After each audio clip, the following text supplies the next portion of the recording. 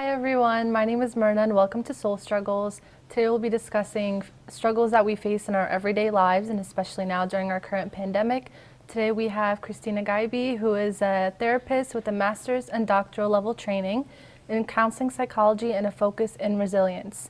She works with children, adolescents, and adults. Thank you for coming, Christine. Thank you for having me. Today we'll be discussing self-esteem. So sometimes when we're experiencing struggles, our self-esteem suffers. Let's start by discussing what self-esteem is. Sure. So self-esteem sometimes people think is our inner voice, our voice of how we speak to ourselves from the inside. And sometimes we may feel good about ourselves or not so good about ourselves. But self-esteem is actually how we value ourselves. So sometimes our perception of ourselves is really good and our self-esteem is really strong and we're aware of what we're capable of. And other times our self-esteem kind of suffers. This has nothing to do with ability because some people with really good abilities can have poor self-esteem. So it's our perception of ourselves and how we value ourselves. So again, it has nothing to do with how well we are at something, how good we are at something, because people with good self-esteem could be really terrible at something, and people that are good at something could be really terrible at self-esteem. Mm-hmm. So it has nothing to do with our ability. But people with good self-esteem feel generally positive about themselves and about their lives. And this actually makes them more resilient with time, because even when they're struggling, if they have good self-esteem, they can come out of that situation and deal with life's ups and downs, because inevitably there's going to be ups and downs. But people with more poor self-esteem, they're very critical of themselves. They find it very hard to bounce back from struggles, and they take things very personally. And the challenges are actually setbacks. They're not challenges that they feel that they can come out of very easily.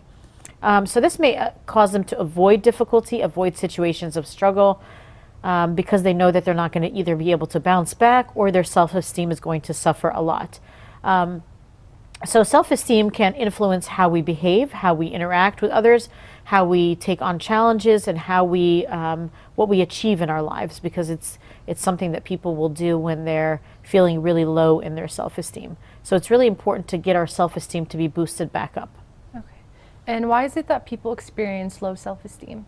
Yeah, so a lot of times it can come from their childhood. It could be in environments where they were really berated a lot or put down a lot or expected to be perfectionistic a lot. Mm-hmm. So it's really important that when we're dealing with our children that we focus on factual things, but also be positive and uplifting and supportive when they do struggle. Because a lot of times the expectations of childhood lead into self-esteem issues as people get older. Things like domestic violence or abusive type of situations can also affect people's self-esteem, because they are made again to feel bad about themselves. Those messages are consistent. They're said over and over and over again, consistently and convincingly. And it's usually done by people that this person cares about. And so they internalize those messages and their self-esteem can suffer. So it can really start with things like abuse, but it can also start from something as young as childhood. So low self-esteem, again, can be really difficult for people to come out of, and they really have to kind of retrain and reprogram their thinking to see what they're really positive in. But again, stressful life events, things like divorce or bereavement or other negative life events, can really take a toll on somebody's self-esteem. And so again, we want to work on resilience, focusing on our strengths and reframing our thinking and kind of rebuilding our self-esteem back up. And how can I improve my self-esteem? Yeah, so again, people's identity gets challenged when their self-esteem is low, because they see themselves in a negative light. We have to identify what we're positive in, what we're good at. And again, everybody has positives and everybody has things that they can rely on that are really beneficial and really strong, and they have to kind of rely on those things.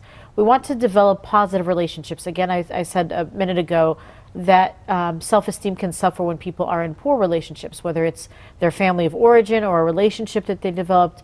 But developing good relationships, good, strong, positive, supportive, encouraging relationships is really helpful to build self-esteem.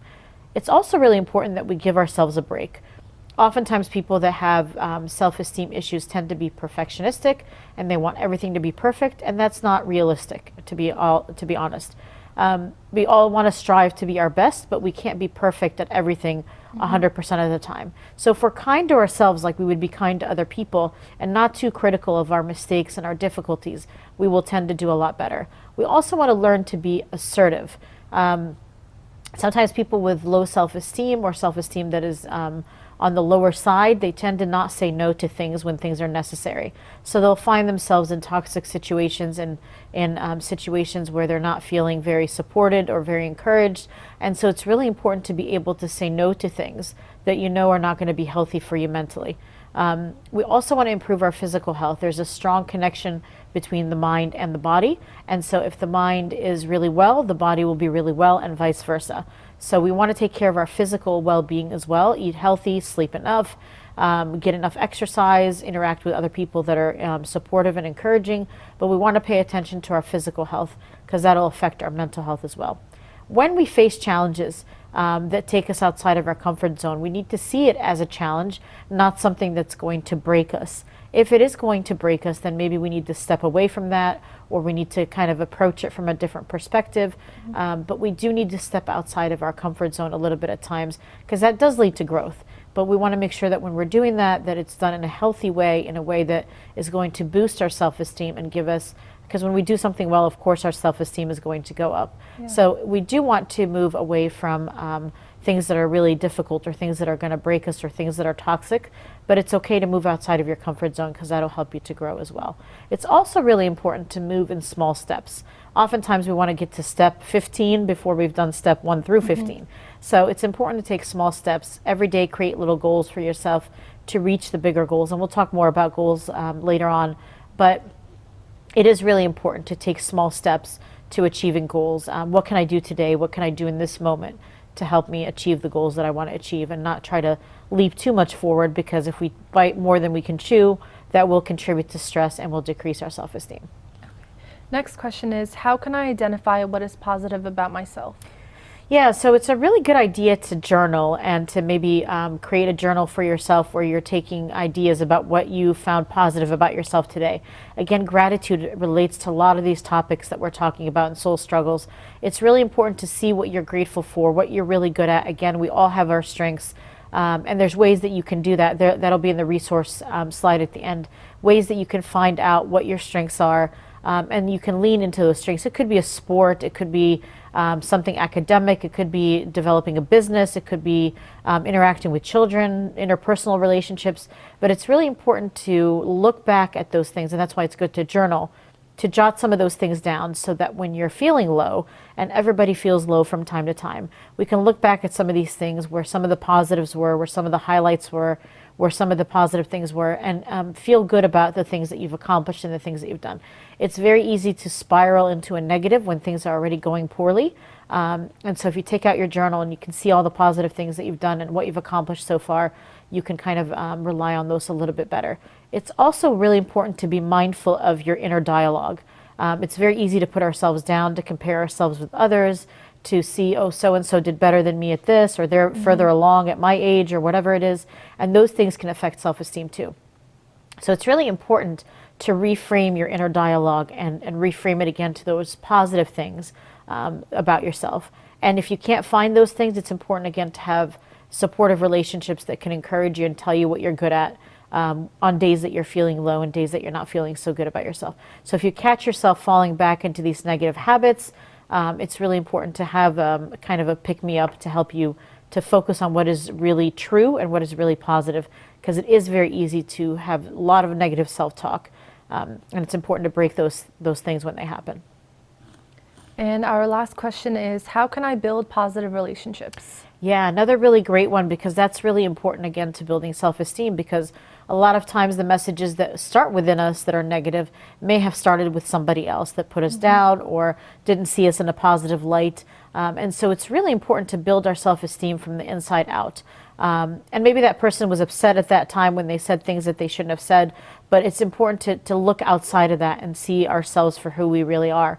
And so if people are making you feel bad, either if this is something that is chronic or toxic, to address those issues, but building relationships with people that make you feel good and encourage you and support you, rather than those that kind of put you down and focus only on the negative, is really, really important. Again, sometimes those messages are internalized from when we're kids. You may have heard it from a teacher or a coach or a family member, but it's really important to really sit and savor and focus in on what are the positive messages that I know about myself to be true, and that's really important as well.